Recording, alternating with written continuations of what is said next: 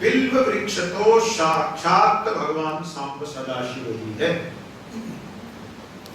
नए जमाने के ज्योतिषी समझाते हैं कि घर में शिव जी को मत लिया नाश हो जाएगा, है ना। हम बता रहे थे, अच्छा आप करेंगे भाई, मेरे अपने घर में 4 बेल वृक्ष हैं, ठीक है, और हमको कोई खतरा नहीं उसके कांटों से, ठीक है। प्रतिदिन मैं बिल्व वृक्ष की 251 परिक्रमा करता हूँ, प्रतिदिन उसका अपने घर में अर्चन करता हूँ। हमको तो आज तक उसका एक कांटा चुभा नहीं कि उसके कारण हानि हुई है, और वर्षों हो गए, कोई ऐसा नहीं कि 2-4 दिन की बात है। तो सुनिए, बिल्व वृक्ष साक्षात भगवान शिव है। देवता भी इस वृक्ष की सन्निधि में आकर बैठने के लिए भगवान से प्रार्थना करो कि हे प्रभु थोड़ी कृपा करो, हम भी बिल्व वृक्ष की छाया में बैठ। यहाँ भी विराजमान, देखो हमने रखवाया इसकी कहकर। आप लोगों ने पूछा था कोई विशेष, हमने कहा भाई महादेव की कथा होगी बिल्व वृक्ष, ठीक। और सुनिए, देवताओं के द्वारा भी इसकी चाहना की जाती है। अतः जिस किसी प्रकार से भी कोई भी ब्रह्मांड में, न तो इस लोक में न अन्य लोक में, बिल्व वृक्ष की पूरी महिमा को नहीं जान सकता। इतनी विराट इसकी महिमा है। जो पुण्यात्मा बिल्व वृक्ष के मूल में पार्थिव शिवलिंग की पिंडी बनाकर उसका पूजन करता है, समझो उसे शिव प्राप्त हो चुके हैं। अब तो बस प्रारब्ध उसने अपना खत्म करना है, शिव तो उसको प्राप्त हो चुके। जो बिल्व वृक्ष, अरे आप गमले में लगा लो, आप सोचो घर में फ्लैट में गमले में रख लीजिए, और गमले में वो इतना ही रहेगा तो आपको परेशान नहीं करेगा, आपका गमला भी नहीं तोड़ेगा और ऊपर तक भी नहीं जाएगा, तुलसी की तरह इतना ही रह जाएगा, ठीक है। तो लिंग रूपी अव्य महादेव की पूजा उसके हाथों हो गई, उसे शिव प्राप्त ही है। जो प्राणी बिल्व वृक्ष के मूल में भगवान शिव की मूर्ति के ऊपर अथवा शिवलिंग के ऊपर अभिषेक करता है, जल चढ़ाता है, दूध आदि किसी पदार्थ से, समझो उस मनुष्य ने इस ब्रह्मांड के समस्त तीर्थों की यात्रा कर ली। कोई तीर्थ उसका शेष नहीं रहा। वह समस्त तीर्थों में स्नान करने का फल प्राप्त करके जहां जहां इस पृथ्वी पर अपने चरण रखता है, वहां वहां की पृथ्वी को भी पवित्र कर देता है। कौन? जो बिल्व वृक्ष के मूल में पिंडी रख के उसका अभिषेक करता है, उसका ये पुण्य। इस बिल्व वृक्ष के मूल में बने हुए उत्तम थाले को, थाला किसको बोलेंगे? जिसमें जल भरते हैं, स्थान जो बना जिसमें आप जल भरेंगे। बोले अगर आप अच्छा सा बनाते हैं जिसमें जल भरा जा सके, तो बने हुए उस उत्तम थाले को जल से जब हम भर देते हैं, तो उसको जल से भरा हुआ देखकर कैलाश पर बैठे हुए भगवान शिव आप पर परम प्रसन्न हो जाते हैं। जब आप बिल्व वृक्ष के थाले को जल से भर देते हैं, तो शिव परम प्रसन्न होते हैं आप पर। जो व्यक्ति इस बिल्व वृक्ष की गंध पुष्प आदि से इसके मूल में पूजा करता है, वह निश्चित रूप से शिव धाम को प्राप्त करता है, और उसके संतान तथा उसके घर में समस्त सुखों की सदा वृद्धि होती है। बिल्व महिमा। जो मनुष्य बिल्व वृक्ष के मूल में बड़े आदर पूर्वक दीपमाला का दान करता है, दीपमाला, दीपावली, दीपावली में कम से कम 11 दियों की आवश्यकता होती है, अधिक आपकी इच्छा। तो 11 दीप की एक दीप मालिका बिल्व वृक्ष को सजा करके, वैसे हमारे कई शिष्य आदि कार्य करेंगे जो हमारी प्रेरणा से बिल्व वृक्ष की सेवा करते हैं, तो वो आज अपने अपने घरों में बिल्व वृक्ष की दीपमाला बना रहे हैं और उन्होंने सजाया है। अभी वो शाम हो गई है तो रात में उनको जलाएंगे, बड़े सुंदर वो फोटो वगैरह भी भेजेंगे सब। तो इस प्रकार से सजाता है, दीपमाला का दान करता है, वह तत्व ज्ञान से संपन्न होकर महादेव के सानिध्य में अवश्य पहुंच जाता है। ठीक है। जो बिल्व शाखा को हाथ से पकड़कर, बिल्व वृक्ष की शाखा को हाथ से पकड़कर उसके नव पल्लव यानी नए पत्तों को ग्रहण करके बिल्व वृक्ष पे ही चढ़ा देता है। देखो शिवलिंग नहीं है उसके पास, वो वही चढ़ा दिया उसने, वहीं से लेकर के वहीं चढ़ा दिया। वह अपने समस्त जन्मों में किए हुए पापों से भी मुक्त हो जाता है, केवल एक जन्म की बात नहीं। जो पुरुष भक्ति पूर्वक बिल्व वृक्ष के नीचे बैठाकर किसी ब्राह्मण को भोजन कराता है, तो यहां कहते हैं उसे करोड़ों ब्राह्मणों को भोजन कराने का पुण्य प्राप्त हो जाता है। अब उसको जंगल में गो करके आओ तो ब्राह्मण को चल भाई जंगल में चल मेरे साथ, तेरा टिफिन साथ दे रखा, वहां बिठा के तेरे जुमाऊंगा, ये संभव है? आप सोचिए वो क्यों जाएगा आपके साथ? सोचेगा कोई टोटका कर रहा है, पता नहीं कहां लेके जा रहा है, यहाँ कर यहाँ खा, उल्टा आपको शाप देख के पता नहीं कर जाएगा ये पता नहीं क्या करा रहे हैं। अपने स्थान में ही तो आप किसी को बुलाते हैं तभी तो वो सम्मान से आहार करेगा।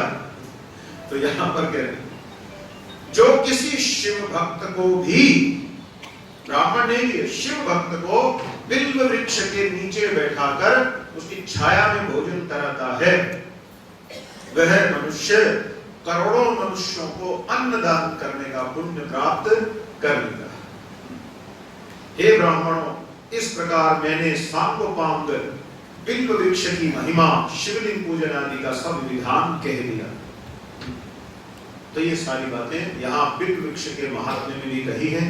फिर भस्म धारण की महिमा जिसकी चर्चा हम कराए, फिर रुद्राक्ष की महिमा की चर्चा की है।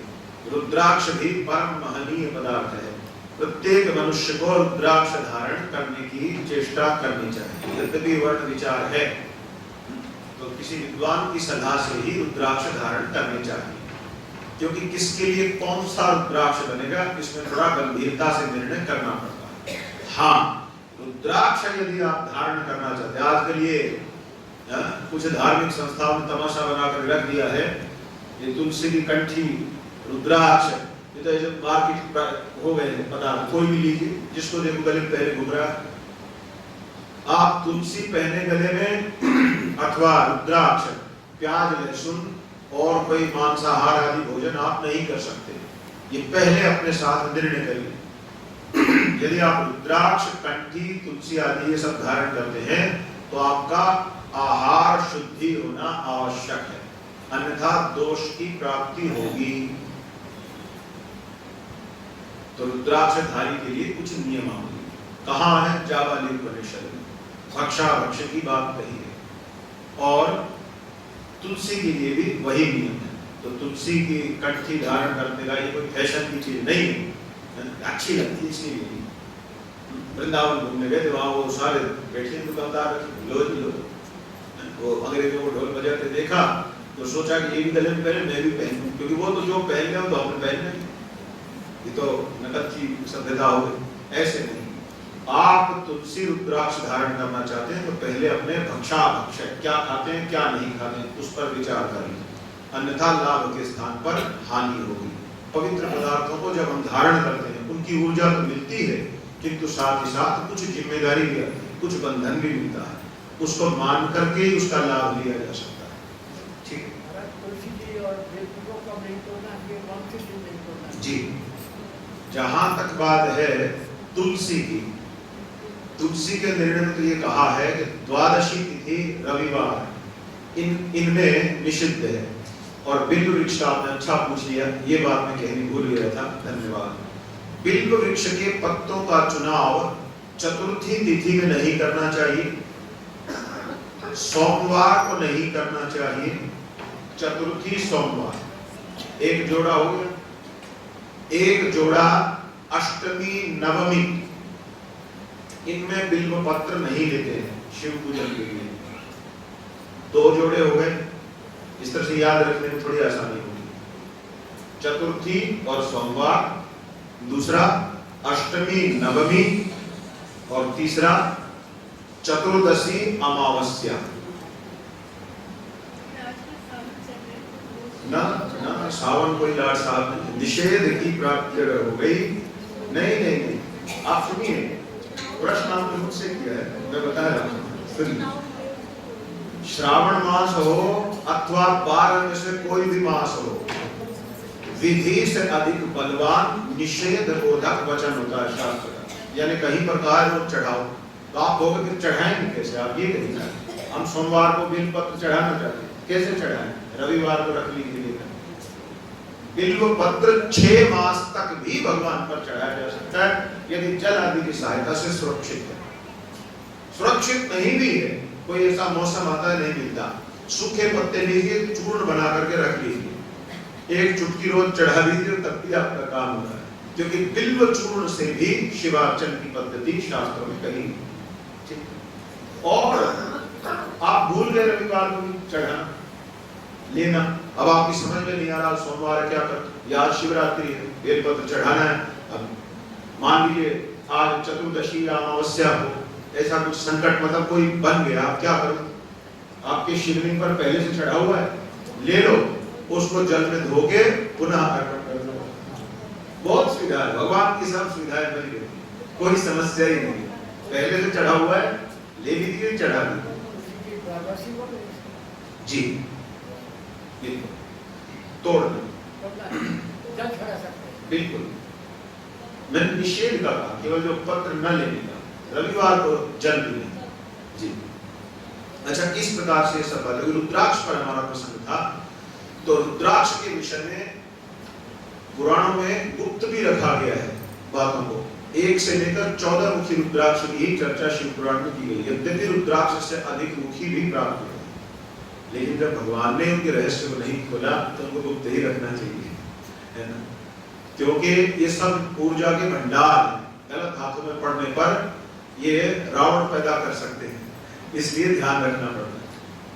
और रुद्राक्ष की नियमावली को मानना पड़ेगा, इसलिए उसकी मैं अधिक चर्चा नहीं करूंगा, क्योंकि अब रुद्राक्ष की मैं गुण गाऊंगा तो अगले दिन रुद्राक्ष ढूंढने निकल पड़ेंगे, भक्षा भक्ष्य पर कम ध्यान जाएगा। इसलिए नियम पहले, निषेध पहले मानिए, बाद में आप नियम करिए, ठीक है?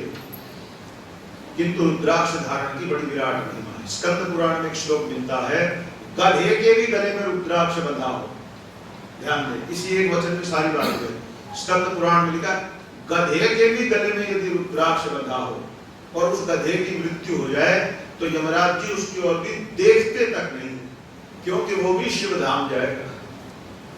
रुद्राक्ष यदि गधे के भी गले, आप इससे ज्यादा क्या करें? आगे आप अनुमान लगा सकते हैं, क्योंकि रुद्राक्ष साक्षात शिव ही है। मैं गधा जानवर की बात कर रहा हूँ, मनुष्य को गधा नहीं कह रहा हूँ। गधे पशु के भी गले में यदि रुद्राक्ष बंधा हो, उसको भी शिव धाम की प्राप्ति, इतनी इस रुद्राक्ष की महिमा, ठीक है? तो इसके बाद शिव नाम की महिमा, शिव नाम पर तो आज खूब चर्चा हुई ही है। शिव, थोड़ी सी बात और कहते हैं, इस नाम रूपी दावानल से महान पातक रूपी पर्वत भी भस्म हो जाता है। आपके मन में घबराहट है, पता नहीं कितने पाप इस जन्म के कितने पीछे के होंगे, तो कहा कि शिव ये ऐसी अग्नि है, ये शब्द शिव इतना बोलना, ये ऐसी अग्नि है जो पापों का पहाड़ भी अगर हो तो उसको भी भस्म कर सकता है। इसलिए इस नाम का जप करना चाहिए। पंथियों की समस्या ये है, शैव पंथी है तो कहेगा बस शिव ही जप, वैष्णव पंथी है तो कहेगा बस राम का ही नाम ले। उन्होंने तो ये हाल कर दिया, वैष्णव पंथी इस मामले में ज्यादा खराब है। वो तो कहते कि ये शिव जी ने आंख बंद किए बैठे राम राम ही बैठ रहा है। बड़े आश्चर्य की बात है, अरे वो तो परमात्मा है, लीला के कारण अगर उन्होंने राम नाम जप दिया तो क्या शिव जी अब भगवान नहीं रहे? क्या शिव जी छोटे हो गए? शास्त्रों से मैं निकाल के दिखाऊं 1000 प्रमाण, जहां रामचंद्र जी का नियम है वो जल भी नहीं पीते बिना शिवार्चन के। तो क्या राम जी छोटे हो जाएंगे ऐसा करने से? क्या राम के रामत्व में कोई कमी आ जाएगी? धर्मशास्त्र में कहे श्री कृष्ण से बड़ा तो धरती पर कोई शिवलिंग की विद्या का जानकार है ही नहीं। वे इतनी अद्भुत रीति से शिवलिंग का अर्चन करते हैं। तो ऐसा कहने से क्या श्री कृष्ण की महिमा कम हो गई? अब श्री कृष्ण क्या श्री कृष्ण नहीं रहेंगे? तो ऐसे ही राम नाम अगर महादेव जी ने बोल दिया या नारायण जप लिया या हरि हरि कर लिया तो क्या महादेव का महादेवत्व चला गया? अगर भगवान ने एक वैष्णव भक्त बनने की लीला कर दी तो क्या शिव का शिवत्व लोप हो गया? कैसी लोग कल्पनाएं करके बैठ गए। शिव साक्षात परम ब्रह्म परमेश्वर परमात्मा भगवान ही है। भले ही वे भक्त बनने की लीला करें, भले भगवान बनने की लीला करें, इससे कोई अंतर नहीं पड़ता।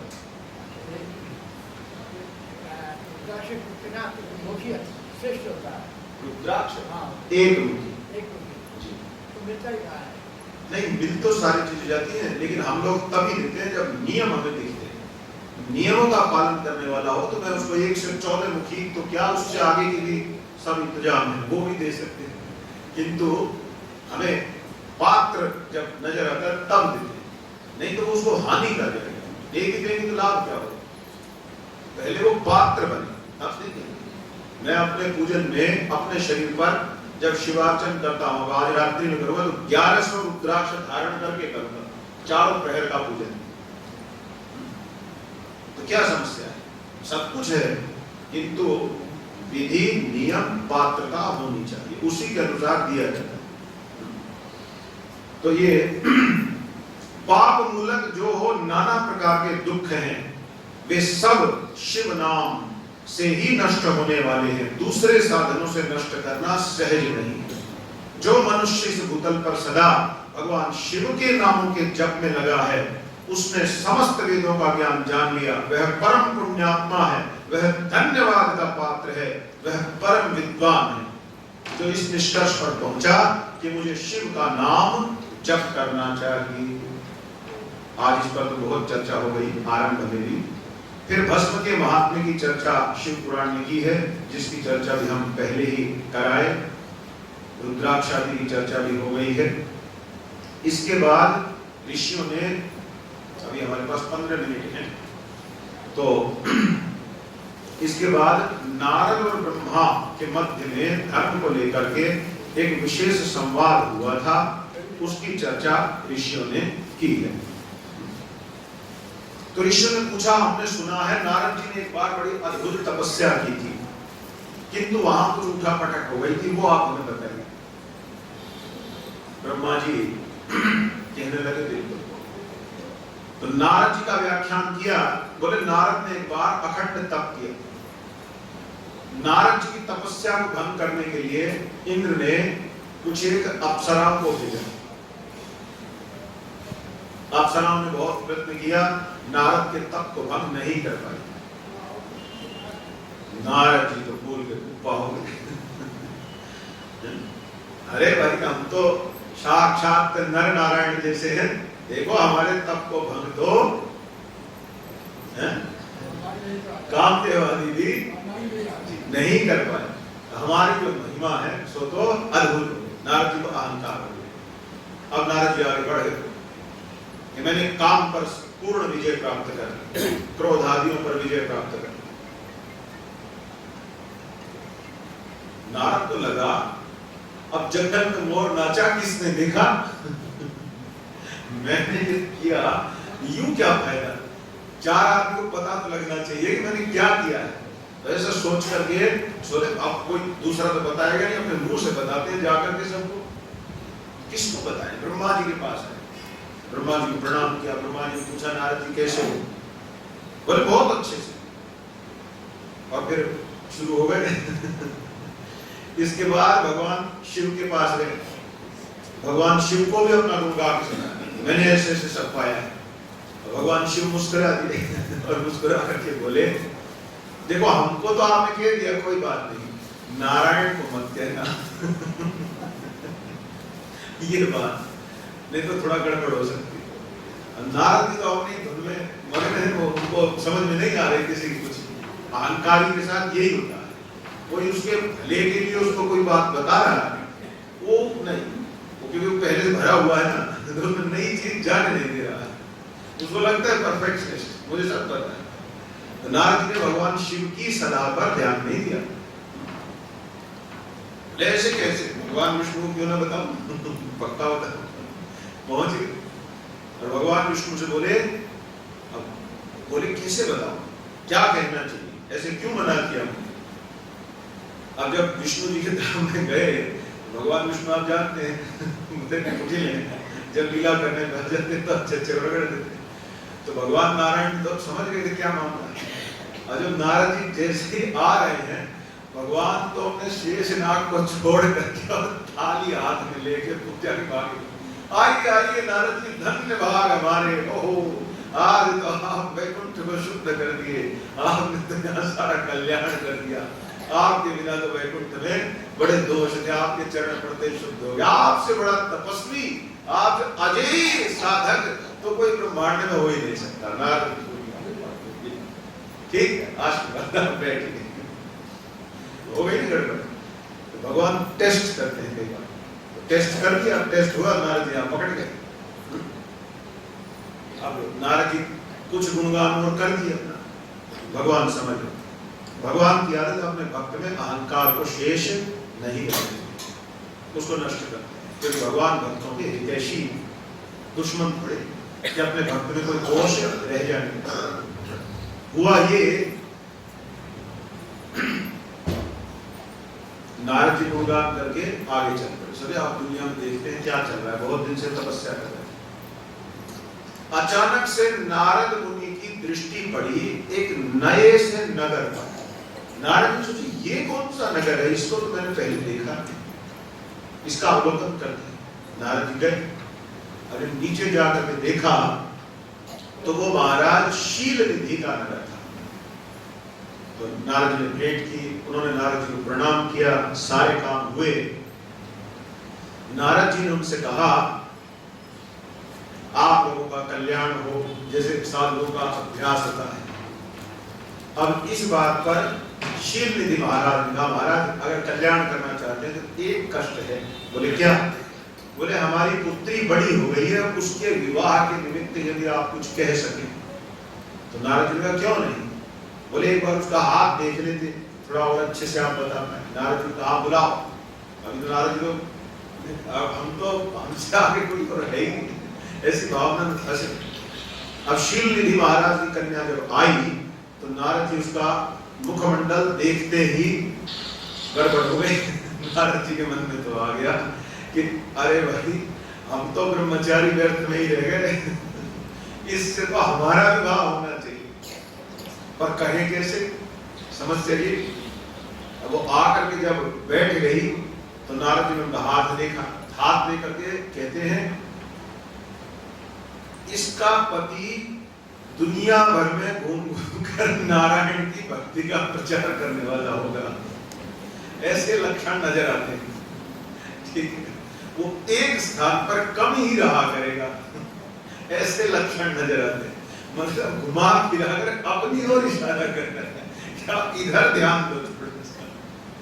ठीक है, अब नारद जी की समस्या गंभीर हो गई। नारद जी ने सोचा कुछ भी यत्न करके इस कन्या को तो मैंने प्राप्त करना ही, क्योंकि अधिकतर पुरुष लोग स्त्री के रूप के ही व्यामोह में फंसते हैं।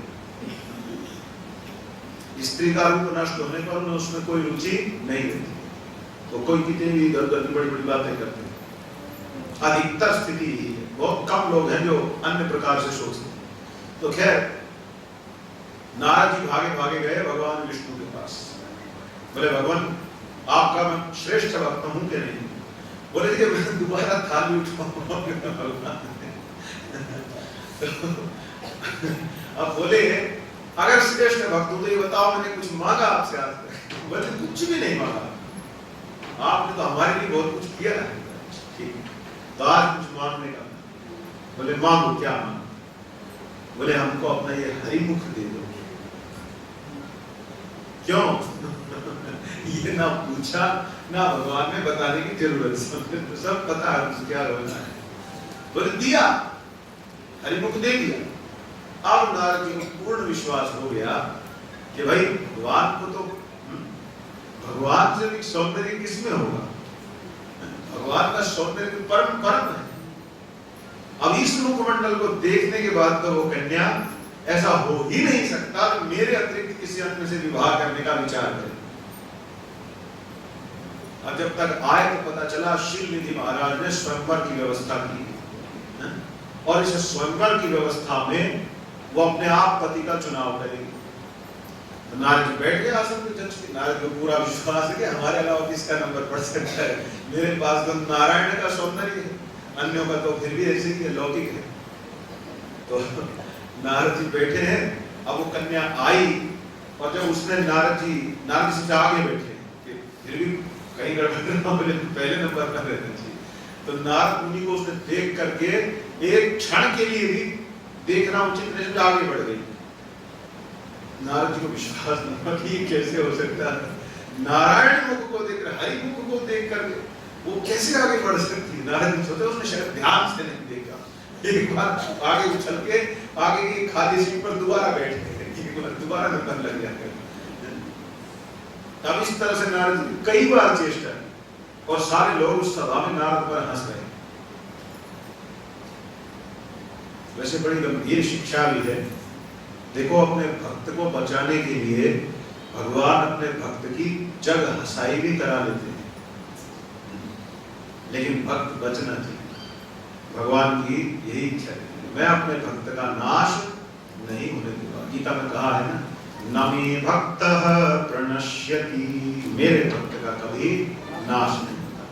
तो भगवान अपने भक्त को बचाने के लिए उसकी जग हंसाई भी हो तो होली हो, लेकिन मैं उसे बचा के रहूंगा। भगवान का संकल्प कितना अद्भुत है, कितना प्रेम करते हैं अपने भक्त से, ये सोचिए। तो नारद जी का बड़ा अपमान हो रहा है, सब हंस रहे हैं कि कैसे उछल कूद कर रहा है, कभी इधर जाता है कभी उधर जाता है। थोड़ी देर के बाद उस सभा में भगवान नारायण स्वयं ही प्रकट हो गए अपने पूरे ऐश्वर्य के साथ। कन्या ने आगे बढ़कर वरमाला नारायण के गले में डाल दी, नारायण के साथ विवाह हो गया। भगवान लेकर विधवा नारद जी का खून फूक रहा खड़े मार दिया भगवान ने। बताओ इनका पेटा नहीं भरा, लक्ष्मी जी इनके साथ है, इनको किस चीज की कमी थी। मैंने जीवन में प्रथम बार कुछ मांगा, कुछ चाहा, वो भी इनसे बर्दाश्त नहीं हुआ, उसको भी ले गए हमसे। अब कुछ कर नहीं पा रहे बेचारे, जले हुए बैठे, क्या करें। और सब लोग हंस रहे। इतने में दो शिवगण उधर से आए, क्योंकि शिवगणों को नारद जी की चिंता हो रही थी कि नारद जी बड़े कष्ट में। तो शिवगणों ने नारद जी के कान में धीरे से कहा कि हे नारद मुनि, आप इस स्थल पर अधिक देर न रुको, थोड़ा इधर उधर निकल जाओ। बोले क्यों? आपको नहीं पता, आपका जो मुंह है वो बंदर वाला है। सब लोग हंस रहे कि ये बंदर यहाँ सभा में कहां से आ गया है। अब नारद जी उस समय प्रमादित हो रखे थे ना, पागल हो रखे थे क्रोध में। क्यों? क्रोध कहां से आता है? भगवत गीता के दूसरे अध्याय में भगवान श्री कृष्ण चतुर्देश देते, कामात् क्रोधो विजायते, क्रोधात् भवति सम्मोहः। काम में जब विघ्न पड़ता है, जब कामना पूर्ण नहीं होती, व्यक्ति लाल पीला हो जाता है। तो ऐसी स्थिति हो रही। अब नारद जी इतने अधिक दुखी चित्त हैं, तो शिवगणों की बात पर विचार नहीं किया, बिना विचारे बोले, एक तो पहले ही बुद्धि भ्रष्ट होगा कि ऊपर से मुझे बंदर बोलते हैं। दोनों शिवगणों को श्राप दे दिया, जाओ तुम मनुष्य लोक में राक्षस होकर के जन्म लो। रावण हिरण्यकशिपु नहीं, रावण और कुंभकर्ण। तो रावण और कुंभकर्ण के रूप में दोनों शिवगणों का जन्म। अब उन्होंने प्रणाम पूर्वक कहा, ठीक है, हम आपके शाप को स्वीकार करते हैं। भागवत में कल्प भेद से इनको जय विजय का पतन बताया है, और यहाँ शिव पुराण में शिवगण है और वो नारद के शाप से हुए। कल्प भेद से दोनों कथाएं सही हैं, कोई उसमें चिंता की बात नहीं है। अब नारद जी पगलाए से तो महल से निकल लिए बाहर और आकर के नदी में देखा अपना मुख, अब तो क्रोध 1000 गुना बढ़ गया। बताओ, सारा जीवन जिसकी मैंने सेवा की, जिसकी मैंने तपस्या की, एक बार अपना मुख मांगा था थोड़ी देर के लिए, मैं बंदर बना करके भेज दिया। भगवान नारायण पर कोप हुआ और भगवान को शाप दे दिया कि आज जैसे आपने मुझको स्त्री के वियोग में कष्ट का अनुभव कराया है और उल्टा वानर मुख दिया है, मैं भी आपको शाप देता हूं, हे हरि, आपको भी मेरे ही समान स्त्री के वियोग का दारुण दुख अनुभव करना होगा। और जो वानर मुख आप हमको दिए हो, बंदरों की सहायता लिए बिना आपको अपनी वो स्त्री मिलेगी भी नहीं। अब आगे आप समझ गए होंगे क्या हुआ। तो नारद जी ने जब शाप दिया, भगवान मुस्कुरा दिए और उनके शाप को स्वीकार कर दिया। लेकिन अपने ही इष्ट देव को शाप देकर दुखी तो हो गए, ना इधर चैन था ना उधर चैन, क्योंकि विष्णु के दो भक्त हैं। नारद जी ने जब शाप दे दिया तब भगवान ने अपनी माया हटा ली और माया हटा करके शील निधि का नगर बोले, देखो अब तो माया हट गई। तो हटते बोले तो है ही नहीं, फिर ये मेरे क्या हो रखा था थोड़ी देर पहले, मुझे तो ऐसा लग रहा है जैसे मैं किसी निद्रा से जागा हूं। अब नारद जी को समझते देर न लगी कि मैं जो ये सोच रहा था कि मैं कामचयी परम तपस्वी, ब्रह्मांड का सबसे बड़ा तपस्वी बन गया हूं, भगवान ने मेरे भ्रम को नष्ट करने के लिए ही ये पूरी लीला की है। अब नारद जी दुखी हो गए, हाथ जोड़ करके बैठ गए, हे प्रभु, मेरे इस शाप को आप ग्रहण मत करो, आप भगवान हो, आप चाहो तो इस शाप को न भी स्वीकार करो, आपके लिए संभव। पर भगवान बोले नहीं, मैं इसे स्वीकार करूंगा। तो भगवान के भक्त के मुख से, भगवान की माया शक्ति के प्रभाव में यदि कोई वाक्य निकला भी है तो उसकी साधना और तपस्या का ऐसा प्रभाव है कि वो भविष्य काल में जगत के कल्याण का हेतु ही बनेगा। अब देखिए, रामावतार की भूमिका तैयार हो गई और नारद जी की रक्षा हो गई। तो इस अद्भुत कथा का वर्णन शिव महापुराण में किया गया है। बस एक आध मिनट में प्रसंग को विश्राम दे रहा हूं, हो ही गई है आज की बात हमारी पूरी। तो इसके बाद नारद मुनि ने भगवान विष्णु से पूछा कि हे प्रभु, अब मैं क्या करूं, मैं प्रायश्चित्त करना चाहता हूं, मैंने आपको शाप दे दिया, ये मुझसे सहन नहीं हो रहा और गलत धारणा की, अहंकार में मैं पड़ा। तो इस पर भगवान विष्णु ने